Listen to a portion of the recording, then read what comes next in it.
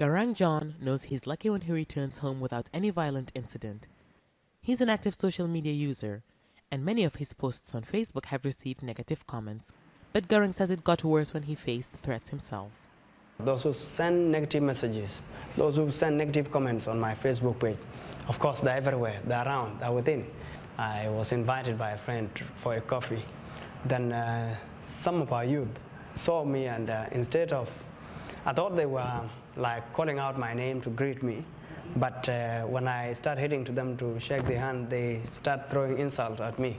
Garang is not the only one to experience the impact of online hate. James Bidal heads a civil society project called Defy Hate Now. He says online incitement through social media has increased in the past few months in South Sudan, and that most of the inflammatory rhetorics were from South Sudanese who were not in the country. The diaspora community, they have internet access, and they're the one perpetuating most of the hate speech online.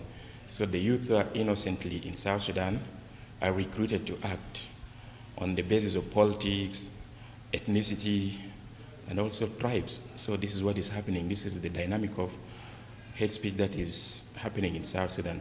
Many South Sudanese live in rural areas, but that doesn't mean the negative information on social media doesn't reach them. Not every part of South Sudan has access to cell phone data and internet, but people do travel between towns and villages, and they tend to take the incitement and rhetorics they see on social media to those remote areas where civilians have no access to those platforms. The problem has got so bad, a UN panel of experts was able to document many incitements, both online and offline, that led to the targeting of victims based on their ethnicity.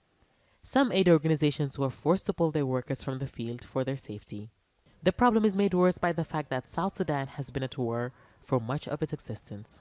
The UN Security Council has adjusted the mandate of the UN mission in the country to include the task of monitoring, investigating, and reporting incidents of hate speech. The media, including social media, are being used to spread hatred and encourage ethnic polarization.